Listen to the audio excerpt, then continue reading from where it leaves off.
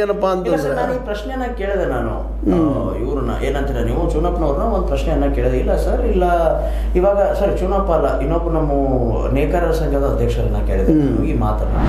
ಇಲ್ಲ ಸರ್, ಇವಾಗ ಇದು ಒಂದು 3,500 ಇವಾಗ ಹೈಕ್ ಮಾಡಿದ್ರೆ ಅದ್ರ ಜೊತೆಗೆ ಪ್ರತಿ ವರ್ಷ ಕೂಡ ಅದರದೇ ಆದಂಥದ್ದೊಂದು ಖರ್ಚಿರುತ್ತೆ, ಹೈಕ್ ಆಗ್ತಾನೆ ಹೋಗ್ತಾ ಇರುತ್ತೆ. ಗೊಬ್ಬರದ ಬೆಲೆ ಜಾಸ್ತಿ ಆಗ್ತಾ ಇರುತ್ತೆ, ಆಮೇಲೆ ಯೂರಿಯಾ ಅದು ಇದು ಬೀಜ ಅಂದ್ರೆ ಈಗ ಆಕ್ಚುಲಿ ಇದನ್ನೆಲ್ಲ ನಾನು ಕೇಳಿದೆ ಸರ್ ಅವ್ರಿಗೆ. ಅದನ್ನೆಲ್ಲ ಖರ್ಚು ಹೆಂಗೆ ತಿಳಿಸ್ತೀರಾ? ಮತ್ತೆ ಅದ್ರ ಜೊತೆಗೆ ದೈನಂದಿನದ ಊಟ ಮಾಡುವಂತಹ ಆಹಾರಗಳು ಅವ್ರ ಬೆಲೆಗಳು ಕೂಡ ರೇಟ್ ಹೆಚ್ಚಾಗ್ತಾ ಇದೆ. ಇವಾಗ ಬೇಳೆ ನೋಡಿದ್ರೆ ಇದೇ ಒಂದು 5 ವರ್ಷದ ಹಿಂದೆ ಇರುವಂತಹ ಬೆಲೆ, ಇದೇ ಒಂದು 2 ವರ್ಷದ ಹಿಂದೆ ಇರುವಂತಹ ಬೆಲೆ ಇವಾಗಿಲ್ಲ. ನಾ ಹೇಳುವುದು ಏನಪ್ಪಾ ಅಂತಂದ್ರೆ ಇದು ಕೇಳಿದಾಗ ಅವ್ರು ಏನ್ ಹೇಳಿದ್ರಪ್ಪ ಅಂತಂತಂದ್ರೆ ಪ್ರಥಮವಾಗಿ 3,500.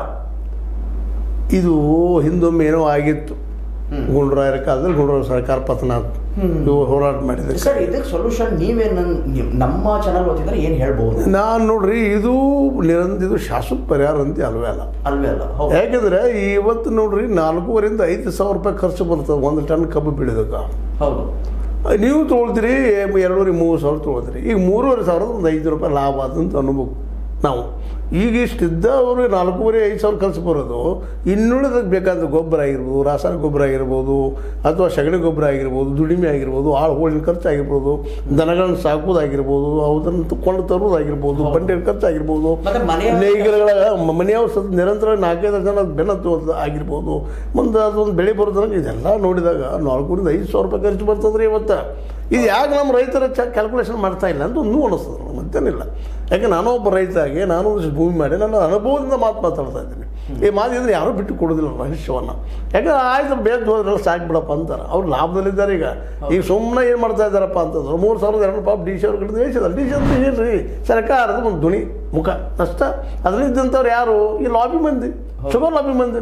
ಇಲ್ಲಿವರೆಗೆ ಒಬ್ಬರಾದರೂ ರಾಜಕಾರಣಿಗಳು DCC ಬ್ಯಾಂಕ್ ನಡೆಸಿದ್ರೆ ನಿಮಗೆ ಗೊತ್ತದ ಯಾವ ರೀತಿ ರೈತರ ಪರ ನಿಂತು ಅವ್ರು ನೋಡಿದ್ರೆ ಇವರಪ್ಪ ನಿಜವಾಗಿಯೂ ರೈತರ ಮುದ್ರಣಕ್ಕೆ ಬಂದಾರಂತ ಹೇಳಿದರು. ಇದು ಸ್ವತಃ ಇವತ್ತು ಸೌದಿಯವರು ಯಾಕಪ್ಪ ಕೊಡ್ತಿದ್ರಿ ಅದೇನು ದೊಡ್ಡ ಮೋಟರ್ ಮಾಡೋಣ ಅಂತ ಹೇಳಿಲ್ಲ.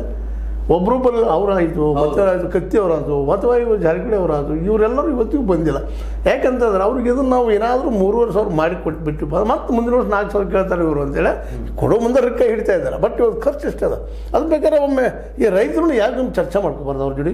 ತಾವು ಯಾಕೆ ಚರ್ಚೆ ಮಾಡ್ಬಾರ್ದು? ಯಾಕಂದ್ರೆ ನಮ್ಮ ಮಕ್ಕಳು ನಾವು ಕೇಳ್ಬೇಕು. ನೋಡ್ರಿ, ನಮ್ಮ ಮಗು ಅತ್ತಾಗ ನಮ್ಗೆ ಗೊತ್ತಾಗ ಹಸೋದ ಅಂತೇಳಿ ನಮ್ಮ ಹಸೋನ ತಿಳಿಸಿ ಹೇಳ್ಬೇಕಲ್ಲ. ಅದಕ್ಕೆ ಇವತ್ತು ಇವ್ರು ಕೇಳೋದು 4,500 ಮಿನಿಮಮ್ ಕೇಳ್ಬೇಕು. ಇವರು 3,000 ಕೇಳ್ತಾರೆ, ಅದು ಕೊಡ್ತಾ ಇಲ್ಲ ಅವರು. ಈ ಥರ ಆಗ್ತೇನಂದ್ರೆ ಅವ್ರು ಬುದ್ಧಿವಂತರಿದ್ದಾರೆ.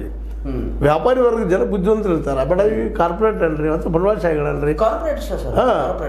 ಅದಕ್ಕೆ ಅವ್ರು ಬುದ್ಧಿವಂತರು ಇರ್ತಾರೆ. ಅವ್ರಿಗೆ ಮೈಯೆಲ್ಲ ಕಣ್ಣು ವಿಚಾರಗಳು ಇರ್ತಾರೆ. ಇದು ರೈತರು ಮೊದಲು ವಿಚಾರ ಮಾಡ್ಕೋಬೇಕು. ಈಗ ಕೇಳೋದ ಏನಪ್ಪಾ ಅಂದ್ರೆ ಪರಿಹಾರ ಅಲ್ಲ, ಇದು ಪರಿಹಾರ ಕೇಳಬೇಕಾದ್ರೆ ಎಷ್ಟು ಕೇಳಬೇಕು ಇದು ಕೇಳಿದಾರೆ. ಸ್ವತಂತ್ರವಾದ ಮೀಡಿಯಾಗೆ ಬೇಕಾಗಿರುವುದು ಸ್ವತಂತ್ರ ಧ್ವನಿ. ಆ ಸ್ವತಂತ್ರ ಧ್ವನಿ ಉಳಿಸಲು ನೀವು ಮಾಡಬೇಕಾದದ್ದು ಇಷ್ಟೇ. ಅದೇನಪ್ಪಾ ಅಂತಂತಂದ್ರೆ ನಿಮ್ಮ ಕೈಲಾದಷ್ಟು ಸಹಾಯ ಈ ಚಾನಲ್ಗೆ ಮಾಡಿ ಹಾಗೂ ನಿಮ್ಮ ಧ್ವನಿಯನ್ನು ಕಾಪಾಡಿಕೊಳ್ಳಿ. ಇನ್ನೊಂದು ವಿಶೇಷವಾಗಿ